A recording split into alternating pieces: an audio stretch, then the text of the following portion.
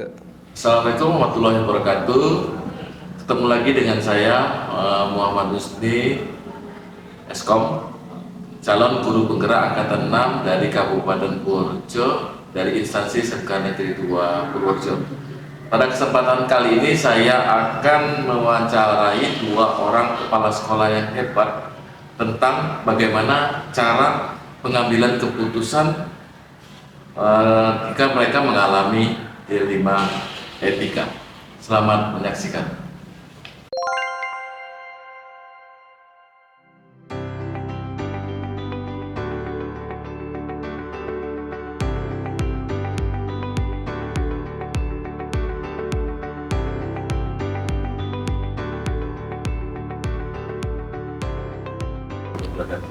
Waalaikumsalam warahmatullahi wabarakatuh. Selamat siang Ibu. Selamat siang. Apa kabar Bu? Sehat hari ini? Alhamdulillah hari ini sehat.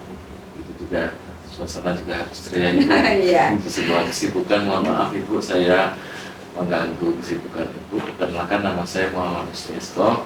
Saya calon guru penggerak angkatan 6 dari Kabupaten Purworejo. Kebetulan saya dari instansi Ibu sendiri dari SMK Negeri 2 Purworejo. Dalam hal ini saya memperoleh tugas untuk mewawancarai Ibu selaku pemimpin pelajaran dalam pengambilan keputusan tentang kasus-kasus dilema etika yang terjadi di sekolah. Mudah-mudahan bisa jawab. Ya, ini kita mulai Ibu ya. Oke, pertanyaan pertama ya Bu.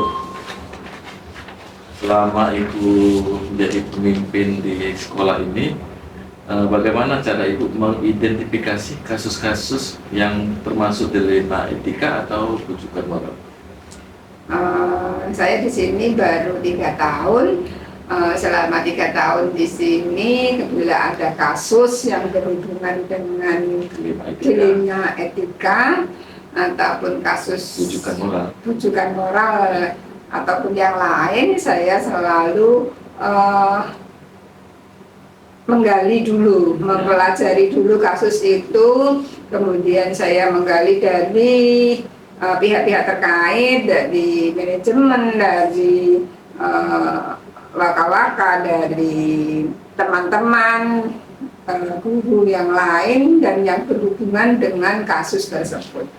Baik, berarti Ibu selalu mengidentifikasi dulu masalah ya, dan selalu meminta pendapat dari komunitas sekolah sebagai tim Ibu baru mengambil keputusan. Baik, terima kasih Ibu. Untuk pertanyaannya selanjutnya Ibu, bagaimana Ibu dalam menjalankan pengambilan keputusan di sekolah, terutama untuk kasus-kasus ada dua kepentingan yang sama-sama benar atau sama-sama mengandung nilai kebajikan? Yang pertama, setelah saya mempelajari, mengidentifikasi kasus itu, kemudian saya karena kasus itu misalnya dari guru, kasusnya itu guru, kami kan punya kode etik ya, kode etik guru ya, kode etik guru. Kemudian guru itu juga punya peraturan yang harus ditaati. Kalau itu siswa pun juga punya aturan. Jadi kita melihatnya dari dua sisi kemanusiaan dan sisi etika dalam bekerja ya. Etika tata tertib. Berarti nilai kebajikan yang sudah Ibu tanamkan adalah nilai sosial dan nilai rasa kepedulian sama siswa dan staf yang penting. Baik. Terus yang ketiga Ibu, langkah-langkah atau prosedur seperti apa yang bisa Ibu lakukan selama ini? Langkahnya saya yang pasti, langkah awal saya pelajari dulu. Langkah kedua saya harus berembuk atau berkoordinasi dengan teman-teman, kemudian baru saya melangkah mengeksekusi harus bagaimana nantinya seperti itu. Kemudian endingnya saya selalu berevaluasi. Luar biasa Ibu, walaupun Ibu sebagai mengambil keputusan, tapi Ibu tetap membutuhkan teman-teman mendukung ya Bu ya, masukan-masukan sebelum mengambil keputusan.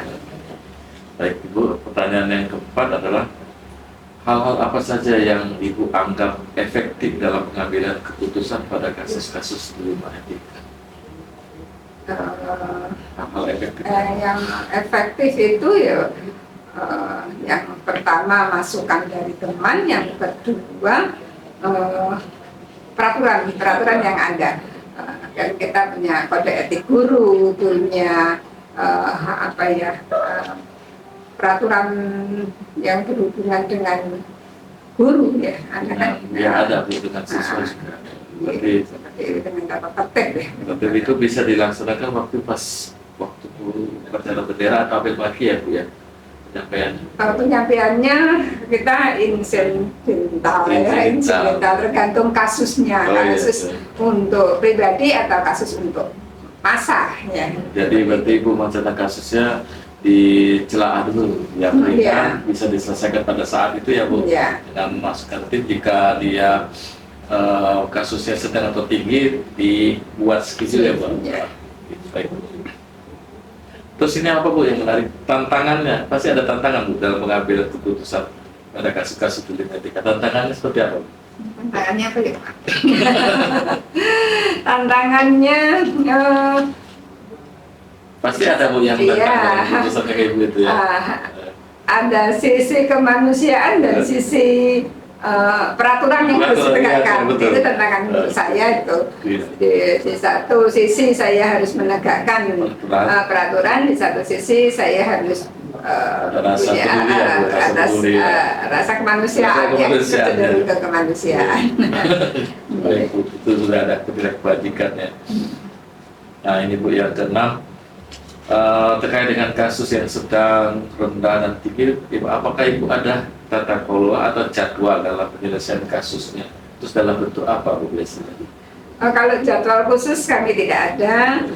Saya menangani kasus sesuai dengan insidental tadi ya. Jadi sewaktu ada kasus, kemudian kami pelajari dan lain-lain, kemudian kami ambil keputusan. Saat itu juga kami eksekusi. Jadi tidak menunggu jadwal.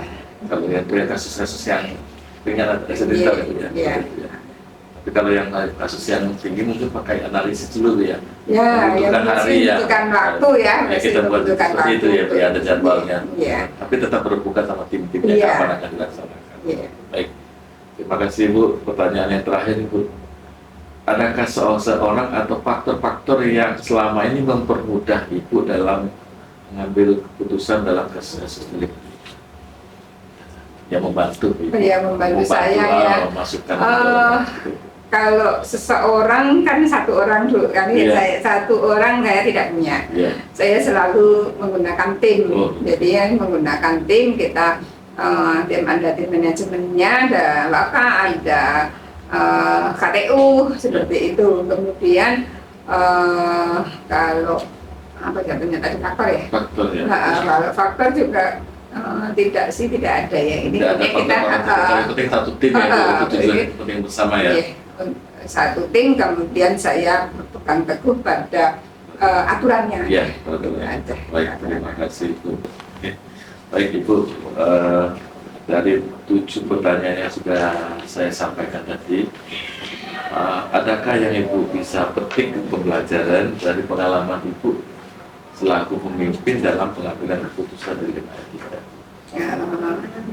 Pembelajaran yang saya petik itu tidak mudah untuk mengambil suatu keputusan, apalagi keputusan itu sifatnya mendadak dan harus saat itu juga saya putuskan, apalagi kasus-kasus yang berhubungan dengan moral itu terlalu beban untuk saya ya, beban untuk saya, karena satu sisi saya harus menegakkan aturan, di sisi lain saya harus bernikut dengan perasaan seperti itu, mungkin itu ya. Jadi saya harus banyak belajar gitu ya, belajar untuk luar biasa Ibu. Dalam pengambilan keputusan Ibu, memang dilemanya kita mau menegakkan aturan, tapi di sisi kita juga ada rasa peduli dan rasa kemanusiaan kepada rekan kita atau siswa kita tersebut. Baik Ibu, terima kasih wawancaranya pagi ini. Terima kasih Ibu sudah berbagi ilmunya. Semoga apa yang Ibu telah sampaikan kepada saya bisa bermanfaat bagi saya ke depannya, sehingga saya bisa jadi pemimpin pembelajaran yang baik buat anak didik saya. Sekali lagi terima kasih Ibu, saya mohon undur diri. Assalamualaikum warahmatullahi wabarakatuh. Waalaikumsalam warahmatullahi wabarakatuh.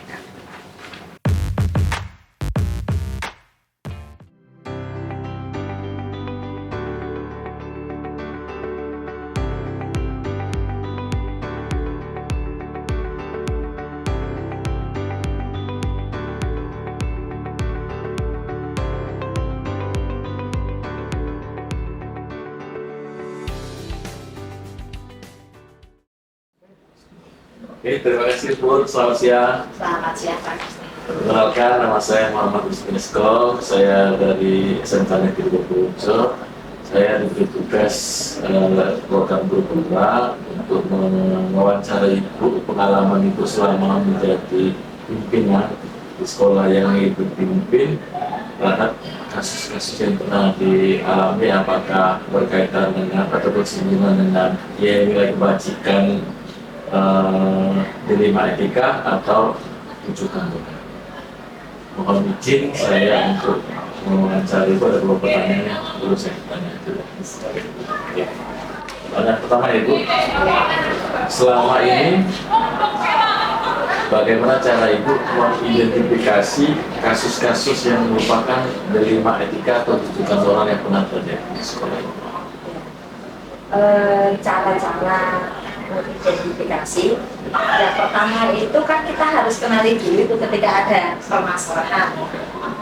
Kita bisa mengatakan ini dilema masalah etika atau dilema masalah rujukan moral. Ya. Nah, caranya ya kita lihat dulu dengan perspektif secara makro.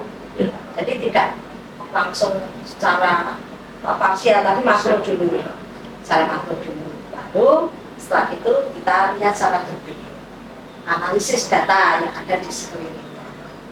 Lalu teridentifikasi, oh ini loh, ini masalahnya masalah kepentingan moral ini. Oh ini masalahnya sosial, etika. Itu kan kita tahu. Nah setelah kita tahu teridentifikasi, kita tentukan langkah mau gimana. Identifikasinya bisa dilakukan oleh saya sendiri selaku pimpinan, bisa juga oleh teman-teman. Kan tentunya ini berkaitan erat, bisa jadi ini ada di permasalahan kesiswaan, permasalahan di staf, permasalahan di guru.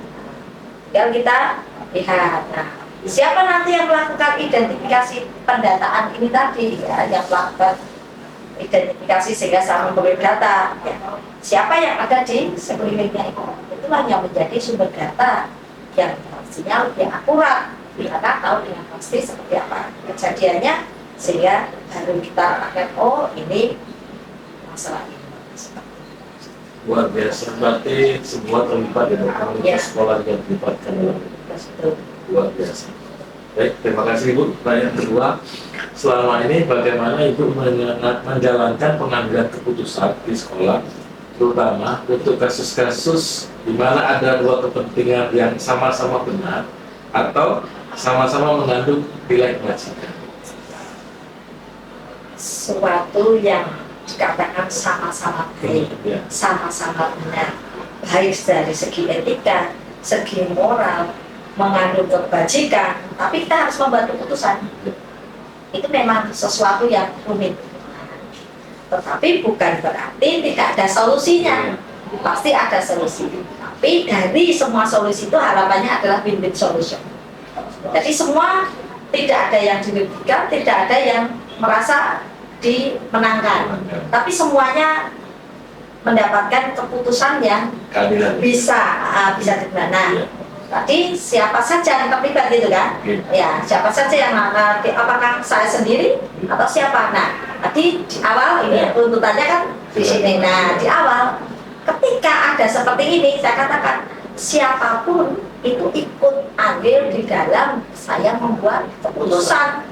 Tidak mungkin seorang top manager mengambil keputusan hanya dari subjektivitas. suka tidak suka, apalagi menyinggung, ada hal-hal yang kebajikan, ada yang ini jangan sampai, jadi harus jeli, itu harus jeli, lakukan cross check, kemudian kerjasama, konsolidasi dengan semua tim yang ada. Kalau itu masalahnya kesiswaan, oke, siapa saja yang terlibat dalam penanganan kesiswaan itu, karena semuanya baik, gitu kan. Itulah dari situ kita buat, setelah diidentifikasi, datanya terbentuk, konfirmasi deh. Nah, yang terpenting adalah konfirmasi antara dua belah pihak tadi, konfirmasi gimana tuh, gimana ini. Nah, kalau keputusan seperti ini, nah, jadi kan dua-duanya paham, dua-duanya mengerti apa sebenarnya yang harus kita ambil dengan berbagai konsekuensinya. Seperti itu Pak Ustaz. Yang ketiga ya Bu, Ya. langkah-langkah atau prosedur seperti apa yang biasa Ibu lakukan selama ini? Nah, jadi dari pertanyaan 1, 2 ini kan sudah kelihatan ya, ada benang merahnya ya. Ya, langkah-langkah apa yang jelas tadi. Ketika ada seperti itu, analisislah dulu. Analisisnya berdasarkan apa? Berdasarkan data yang kita peroleh tadi, dianalisis dulu. Nah, dianalisis, kemudian uji dulu deh. Dilakukan uji dulu, ya. Uji kasus dulu ini. Oh iyalah. Iya, diuji itu maksudnya gini. Jika saya mengambil keputusan A, gitu kan? Apa konsekuensi yang muncul? Dampak, imbasnya, eksesnya apa? Gitu kan? Kemudian jika muncul ekses, apa yang akan dilakukan? Karena belum tentu keputusan itu nantinya pasti memuaskan, pasti sesuai, bisa jadi eksesnya nggak baik. Nah, kita sudah antisipasi dengan berbagai langkah-langkah yang akan nantinya kita tempuh. Jadi tidak hanya identifikasi, ambil data, lakukan uji, analisis uji, itu terus keputusan, dan kan masih ada tindak lanjutnya, seperti itu. Jadi ya sama kan, kita lakukan triangulasi untuk sebuah permasalahan seperti itu. Ini menarik sekali pengalaman jenengan. Berarti pasti ada tantangan Bu dalam pengambilan keputusan suatu pimpinan atau kasus yang terjadi di sekolah itu.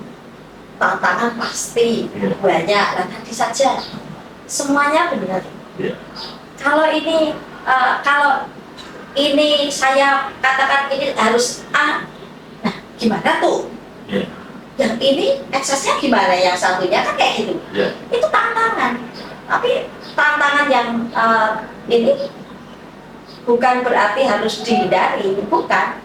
Tantangan ini bagaimana kita membuat solusi yang nantinya baik tadi. Nah, tantangan ini bagi saya, tadi kan ditanyakan tantangannya apa Bu? Tantangannya apa Bu? Wah, tantangannya Bu. Karena menjadi pimpinan itu nanti akan menjadi core dari sebuah keputusan, gitu kan? Maka jangan sampai keputusannya adalah keputusan yang tidak tepat, bukan salah, tapi tidak tepat. Nah, tantangannya seperti itu. Maka tantangan-tantangan ini tadi yang dikatakan tantangannya apa Bu? Keberanian. Di dalam mengambil sebuah keputusan. Keberanian, tapi untuk mendapatkan keberanian ini, nah, janganlah kita menjadi soliter sendirian. Ya, kita kuat karena siapa? Karena tim. Nah, karena keberhasilan sebuah institusi atau satuan pendidikan itu bukan pada kepala sekolahnya toh, tapi dari tim itu sendiri. Jadi tantangannya bagaimana kita kolaborasi ya? Bukan, memberdayakan. Nah, memberdayakan dan melibatkan. Jadi memberdayakan dan pelibatan orang-orang di sekeliling kita. Tantangannya, nah ini tadi tantangannya justru di situ. Ya enggak? Bagaimana kita mengempower, menggerakkan, membuat sebuah keputusan itu berdasarkan keputusan kelompok. Sama-sama penting, sama-sama baik dari segi moral, dari segi, tapi ya dari etika juga pas. Nah, ini kan sumbangsih dari teman-teman kita, tim ini yang kita perlukan. Nah, bagaimana akhirnya kesimpulannya pada apa? Komunikasi. Banyak sekali ini sudah dilakukan buat berlaku adil ya, pada pengambilan keputusan tidak selalu dicapai. Iya. Harus ada pertimbangan-pertimbangan dari teman-teman. Iya. Pertanyaan selanjutnya itu yang keenam ini, apakah Ibu punya tata kelola atau jadwal tertentu dalam sebuah penyelesaian kasus dilema etika? Apakah Anda langsung menyelesaikan di tempat atau memiliki jadwal untuk menyelesaikannya? Ya, terima kasih Pak Gusti. Ya. Kalau dikatakan punya jadwal, gini, masalahnya tergantung. Semua masalah itu ada yang kadarnya rendah, sedang, ada yang simultan, ada yang perlu analisis dulu untuk jangka waktu tertentu. Nah, jika masalahnya ini adalah masalah yang spontan, ya spontan, jadi meskipun itu moral atau apa bisa dilakukan saat itu. Tapi jika itu perlu pendalaman, nah berarti kita harus mengatur tuh penjadwalan. Hanya saja untuk di sini itu saya katakan salah disebut preventif Pak. Preventif itu kebetulan kalau kami jadi jadwalnya itu bisa untuk anak, kan tiap hari apel, pagi sore. Pagi sore apel. Pagi sore apel. Jadi awal dan akhir. Iya, jadi di awal kita apel itu rutin, hari Senin upacara, tapi selebihnya 4 hari itu apel semuanya. Di dalam apel itu yang berkaitan dengan permasalahan kesiswaan itu langsung. Jadi ada masalah apa di situ, langsung kedetek tuh Pak Husni, gitu kan? Iya. Nanti mau pulang sekolah, apel lagi kan? Ya. Nah, ada masalah apa, kendala apa, gitu kan? Langsung. Jadi kan ketahuan. Nah, kemudian itu dari segi siswa. Ya. Kemudian untuk guru dan staf kita juga apel loh. Seminggu itu 2 kali. Tadinya tiap hari. Tapi kita oke lah karena terlalu dekat ya. Ya. Otomatis untuk Senin kan sama bareng lah Ya. istilahnya. Kemudian Rabu dan Jumat itu kan apel itu. Pasti apel pagi. Guru juga Bu. Guru dan staf. Jadi apapun masalahnya, kendalanya apa akan terselesaikan bersama-sama di apel pagi tadi. Ya. Jadi ada apa? Nah, nanti kepala sekolah ada informasi dan lain-lain, hal-hal yang berkaitan dengan berbagai permasalahan itu kan ada. Ya. Nah, disampaikan di apel itu.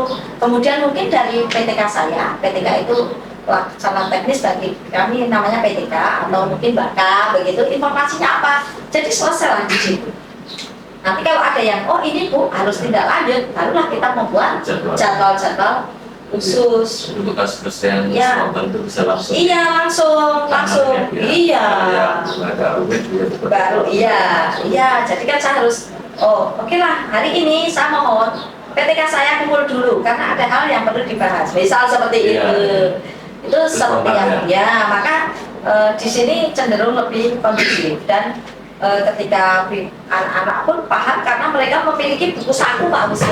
Buku saku itu memuat berbagai kalau ya ini ada untuk siswa, jadi satu siswa itu punya mereka melanggar apa, kemudian kebersihan badan dan lain semua diatur di sini, sudah ini per anak itu punya. Nah, jadi kalau kami itu memiliki namanya tim ketarunaan. Tim ketarunaan akan melakukan setiap hari itu mereka yang memimpin jalannya apel pagi ini. Jadi ada namanya tim ketarunaan Bapak Ibu guru yang masuk di tim ketarunaan. Kemudian ada anak-anak kami yang masuk di Polta namanya Polisi Taruna. Mereka ini seremoninya khusus sejajar dengan OSIS STP 2K sama. Jadi untuk taruna ini mereka akan bertanggung jawab bagaimana dari anak masuk sampai nanti pulang, dan ada PJ. PJ itu pelaksana jaga. Jadi siapapun akan dicatat oleh PJ anak-anak itu. Iya, namanya PJ. Ya, jadi semuanya terlibat seperti itu. Maka apapun itu bagaimana berdiri, berjalan, duduk itu sudah ada aturan di sini. Jadi ketika anak-anak ada pelanggaran, ada hal lain, mereka tahu, oh ya konsekuensinya ini, nanti tinggal tahu kamu langgar ini kan, seperti itu Pak.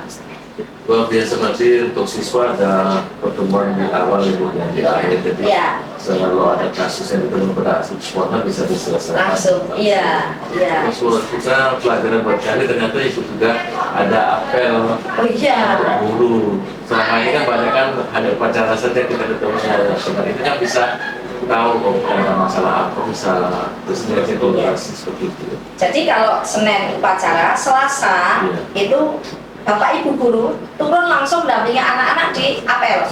Jadi tidak ada guru Pak di dalam kelas ketika anak-anak apel. Maka ikut mengaku anak-anak apel. Kemudian kalau hari Rabu kita guru sendiri ya apel. Kemudian sebagian ya di korps ketarunaan ya dampingi. Demikian juga hari Kamis kita dampingi bersama dengan anak-anak lagi seperti itu Pak. Jadi kebersamaan kita, bareng-bareng kita, guru, murid itu ngeblend jadi satu. Jadi keluarga terasa sekali. Sangat. Ya. Ini buat saya besok ilmunya banyak sekali. Karena menurut saya kan kita penting melihat mendengarkan aspirasi dari anak seperti apa keluhannya. Jika ada masalah yang kecil langsung bisa selesaikan. Jadi tidak ada kejadian yang kita tidak inginkan di luar. Ini luar biasa menangani. Ya, termasuk contoh PKL. PKL itu ketika anak-anak pulang, kita langsung lakukan identifikasi terhadap tempat-tempat PKL. Itu langsung. Jadi anak-anak sudah langsung dikirimi Google Form untuk melihat mana industri-industri yang masih relevan, mungkin keluhannya apa, anak-anak itu sudah langsung. Jadi untuk tahun depan kalau kita mau ngeplot pemetaan PKL, itu langsung kita tahu.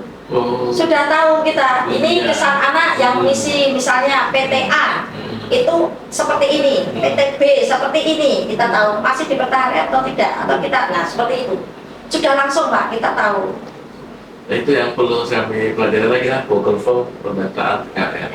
Itu kan kita selalu tahunya kan hanya ada masalah apa gitu. Tapi dengan Google Form anak kan langsung nulis Iya, sendiri, permasalahannya apa seperti itu. rahasianya kita tahu. Iya, iya. Kan kadang ada anak yang nggak berani ngomong, tapi Ya. dengan ada Google Form itu dia berani Ya, Pak. ngomong, Ya. keterbuka. Jadi langsung kita lihat, kada pasti tahu ini anak ini siapa, karena kan Ya. hanya tahu ini loh hasil data yang kita peroleh itu di bagian Mastri sudah jalan seperti itu. Sudah di parkiran itu sudah jalan semua ya.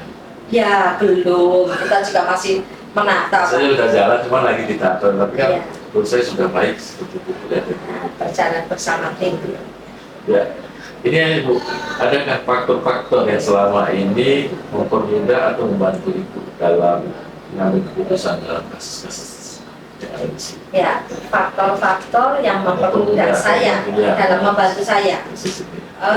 Di sini itu karena tadi saya katakan musyawarah yang terpenting dengan keluarga. Maka itulah yang membuat saya itu lebih percaya diri dalam mengambil keputusan. Semua orang, keluarga saya di sini itu ikut mensupport ketika kita mengambil keputusan. Hierarki ditempuh. Setiap prosedur, langkah yang sudah ditetapkan itu ditempuh. Maka kita tidak akan berjalan sendirian. Nah, kalau berjalan sendirian kan sepi, sedih gitu ya. Tapi kalau bareng-bareng kan kita lebih percaya diri. Kesepakatan bersama itu ya. Menjadi Ya. kesepakatan bersama. Ya, meskipun nanti final decision-nya di saya, tapi ya tetap di pimpinan. Tapi siapa? Semuanya mensupport. Mau beri masukan ya. Iya, iya. Jadi semua yang terlibat ataupun di dalam sektor-sektor ini semuanya berfungsi. Saya suka juga seperti ini. Ya belajar. Itu yang Belajar. belajar seperti Kan itu. begitu Pak, karena nanti kepala sekolah itu Iya. bukan jabatan yang bergengsi. Iya. Karena apa? Kepala sekolah itu adalah pelayan. Pelayan. Kembalikan ke Jadi sama ya fitrahnya dikatakan begitu, bahwa kepala sekolah itu bukan untuk dilayani, tapi kepala sekolah itu melayani. Itu Pak Mustri. sama juga dengan guru. Ya, Kan? Mbak. Ya, Iya. ya.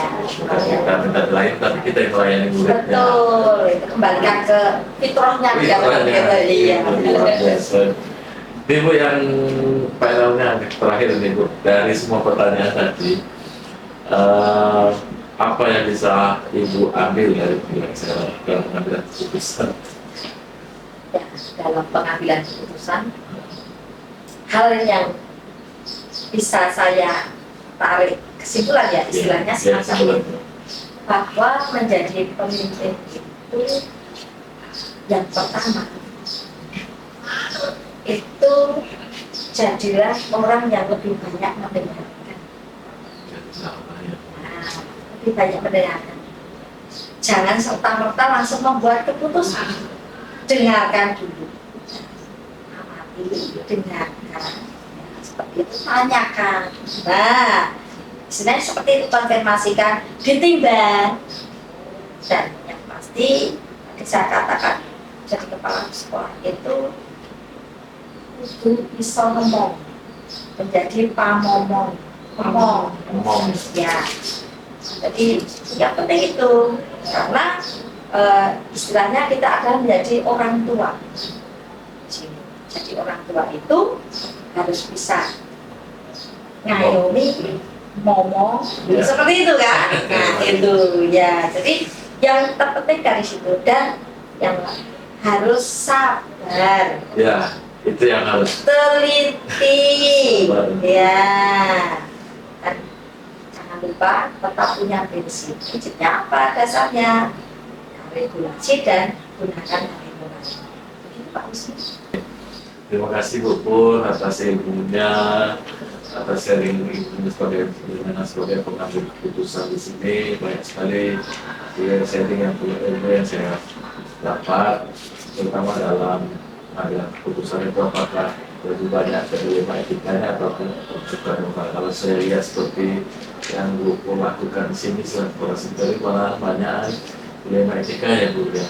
Wujudkan moralnya malah Ya, alhamdulillah. ya ada, cuma kan tidak, ya begitu. Ya begitulah. Terima kasih sekali lagi saya ucapkan terima kasih. Mohon maaf mengganggu waktu itu. Terima kasih sudah membantu saya, sudah meluangkan waktu untuk saya dialog pagi. Sama-sama Pak Husni. Terima kasih Bu. Sukses selalu untuk Pak Husni, tetap semangat, jadilah pemimpin pembelajaran yang bermanfaat bagi semua. Terima kasih Bu. Selamat siang.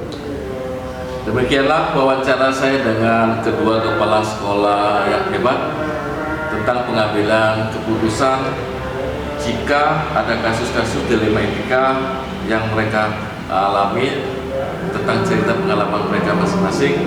Semoga dengan adanya video ini bisa bermanfaat bagi saya dan bermanfaat bagi kita semua. Terima kasih. Assalamualaikum warahmatullahi wabarakatuh.